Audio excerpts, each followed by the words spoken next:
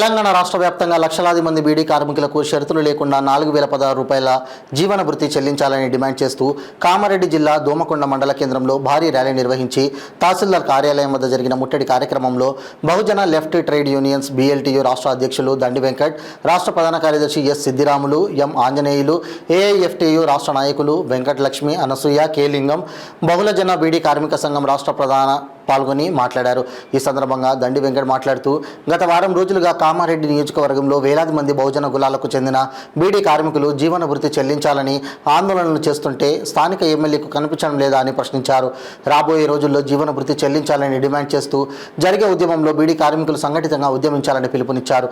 ఈ కార్యక్రమంలో తెలంగాణ బహుళజన బీడీ కార్మిక సంఘం BLTU నాయకులు గంగాధర్, నాంపల్లి శంషు, దుర్గయ్య, ఎస్ రామచంద్రం, బుర్రిలింగం, లక్ష్మీనారాయణ, శంకర్, శివాజీ, సిద్దమ్మ, సుజాత, లక్ష్మి తదితరులు పాల్గొన్నారు. నాయకులకు భయం ఉంటే ఇప్పుడు ఈ అమ్మ మాట్లాడినట్టు మాట్లాడతారు. అయితే ఇవాళ చూస్తూ ఉంటే రాజకీయ నాయకులు ఇవాళ 100 కోట్లు ఖర్చు పెడతా ఉన్నారు. ఈ 100 కోట్లు ఎవరికి ఖర్చు పెడుతున్నారు? మన ప్రజలకు మద్యం పోపిస్తున్నారు, డబ్బులు తీసుకుంటున్నారు. మనం డబ్బులు తీసుకున్న తర్వాత వాళ్ళకి మాట్లాడే హక్కు కోల్పోతున్నాం. ఇవాళ ఇళ్ళ స్థలం కావాలి, ఇందిరమ్మ ఇల్లు కావాలంటే వాళ్ళు మాట్లాడతారు, అబద్ధం చెప్పి చేస్తున్నారు. కానీ తర్వాత ఏం చేస్తున్నారు? ఇవాళ వేల కోట్ల రూపాయలు రోడ్ల కాంట్రాక్టర్లు, రకరకాల మద్యం కాంట్రాక్టర్లు అంతా ఎవరు ఉంటారంటే మళ్ళా ఈ తెలంగాణ రాష్ట్రంలో ఉన్నటువంటి కేవలం 5-6% ఉన్నటువంటి అగ్రకులాలు, వాళ్ళ పెట్టుబడిదారులు మాత్రమే తీసుకుంటున్నారు. అప్పులేమో మన మీద చేస్తూ ఉన్నారు. ఇవాళ మనందరికీ తెలియకుండా మనం ఒక్కొక్కరం భారతదేశంలో ఒక్క మనిషి 2 లక్షల రూపాయల అప్పులు ఉన్నాం. ఇలా కేంద్రంలో మోడీ ప్రభుత్వం 100 లక్షల కోట్ల అప్పు చేసింది. ఈ భారతదేశానికి స్వాతంత్రం వచ్చి దాదాపు 67 సంవత్సరాల పరిపాలనలో 14 మంది ప్రధానమంత్రులు 55 లక్షల కోట్ల అప్పు చేస్తే ఈ 10 సంవత్సరాలలో మొన్న పోయిన ఎలక్షన్ 10 నెలల కిందటి వరకు మన భారత ప్రభుత్వము మోడీ గారి నాయకత్వంలో 100 లక్షల కోట్ల రూపాయలు, అంటే ఇప్పుడు మన భారతదేశం దాదాపు 200 లక్షల కోట్ల అప్పు ఉంది. అంటే 140 కోట్ల మందికి కనీసం ఒక్కరి నెత్తి మీద 2 లక్షల రూపాయల అప్పు ఉంది. అంటే తెలంగాణలో ఉన్న అప్పులు కాకుండా. కాబట్టి ఇలాంటి అప్పులేమో మన మీద చేస్తున్నారు. ఆస్తులు ఇవాళ ఉన్న ఎమ్మెల్యేకు, ఇవాళ పోయిన ఎమ్మెల్యేకు, ఇక్కడ ఉన్నటువంటి ముఖ్యమంత్రికి, గత ముఖ్యమంత్రికి వాళ్ళు ఏం కట్టారు? ఫామ్ హౌస్లు కట్టుకున్నారు. మనకేమో ఉండడానికి ఇల్లు చక్కగా లేదు, బాత్రూమ్ లేదు, కనీసం మన పిల్లలకి మంచి చదువు లేదు. మన BC హాస్టళ్ళు, SC హాస్టళ్ళు, మైనార్టీ హాస్టళ్లలో కనీసం మౌలిక సదుపాయాలునే మంచినీళ్ళు ఉన్నాయి. కానీ ఇవాళ వీళ్ళు చూస్తే ఫామ్ హౌజులు, నిన్న చూసి డ్రగ్ పార్టీలట, మందు పార్టీలట. ఒకడు ఏమంటాడు? సిగ్గు శరం లేని ఒక ఎమ్మెల్యే ఇక్కడ మెట్పల్లి ప్రాంతంలో కొరుట్ల ఎమ్మెల్యే, మేము తాగొద్దా? మేము తాగుతాము. ఇక తాగుబోతులు రాజకీయ నాయకులు అయిన తర్వాత వాళ్ళే అట్లా తాగి మేము తాగొద్దా? తెలంగాణ సంస్కృతి తాగుబోతుల సంస్కృతి. వాళ్ళే అట్లా మాట్లాడి వాళ్ళ మన అందరి మీద ఎట్లా మన ప్రజలందరికీ అలా తాగుబోతులుగా మారుస్తూ ఉన్నారు.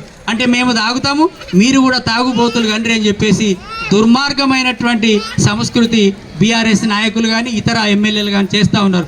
కాబట్టి మన బీడీ కార్మికులకి ఎప్పుడైనా వాగ్దానం చేస్తే ఒక్క మాట మనకు ఇవ్వకపోతే మనల్ని రోడ్ల మీదకి నడవనియరు, మనల్ని ఇండ్లకి బయటికి రానివ్వరు. ఇవాళ ఈ జిల్లాలో ఇక్కడ ఉన్నటువంటి కాంగ్రెస్ పార్టీ కానీ, లేదా BJP పార్టీ కానీ, BRS పార్టీ కానీ రేపు ఎన్నికలకు వస్తారు కదా.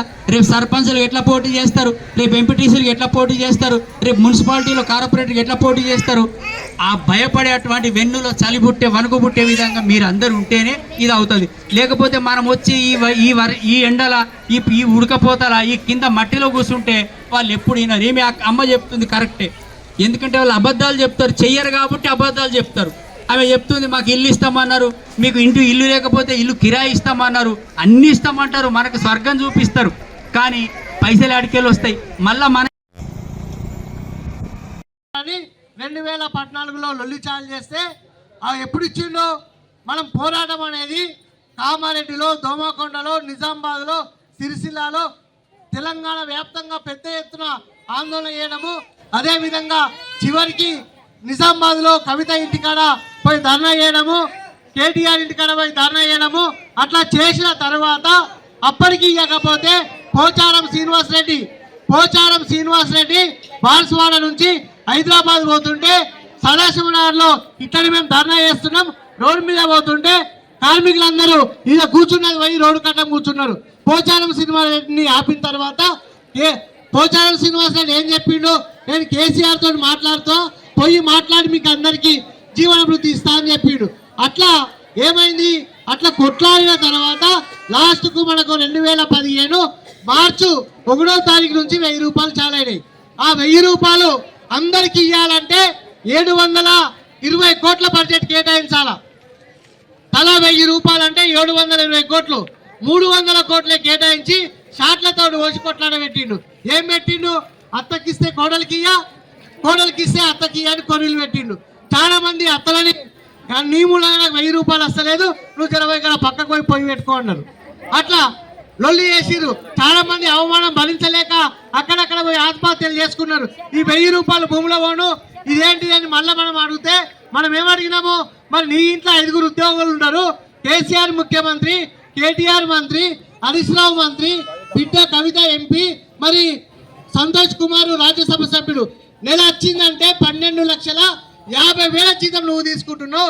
మా బీడీ కార్మికులు ఏం తిన్ను 2014 ఫిబ్రవరి 28వ తారీఖు కట్ ఆఫ్ డేట్ పెట్టి అది సిస్టానికి లాగేసి పడేసిండు. ఇవాళ 2014 మార్చిలో 1వ తారీఖు నాడు పిఎం నెంబర్ వచ్చే వాళ్ళకి కూడా ఈ రోజు వరకు కూడా రావడం లేదు. అవునా కాదా? మార్చి 1వ తారీఖు నుంచి వచ్చే వాళ్ళకు ఈ రోజు వరకు కూడా రావడం లేదు. మళ్ళీ ఏమన్నాడు, మేము 2016 రూపాయలు ఇస్తేనే ఓటేస్తామని అన్నమా? మనం అనలేం. మళ్ళీ బీడీ కార్మికుల ఓట్లు పడాలంటే 2016 రూపాయలు ఇస్తా అని చెప్పిండు. 2016 రూపాయలు ఇస్తా, దాంట్లో ఏకదంగా పింగదంగా ఉంటుందట. వాళ్ళకి మాట్లాడింది, వాళ్ళకి ఇవ్వలేను, మనకి ఇవ్వలేను. మళ్ళీ 2018 అయిపోయింది. మళ్ళా మొన్న 2023లో మళ్ళా ఇంకో ఏం కాలం వేసిండు, 5,016 రూపాయలు ఇస్తాను కాలం వేసిండు. అధికారంలోకి తెచ్చాం. మరి అయ్యా ఈ రేవంత్ రెడ్డి కూడా ఏమన్నాడు, నేను అధికారంలోకి వస్తే 4,016 రూపాయలు ఇస్తా, నాకు మా చేతి గుర్తు కోటేయండి అని ఇదే మాట్లాడిండు. కావచ్చు ఆడియకుండా ఈడన్న ఇస్తాడేమని కంపెనీ ఆశతోటి ఈయన కోటేసాం. ఇంకే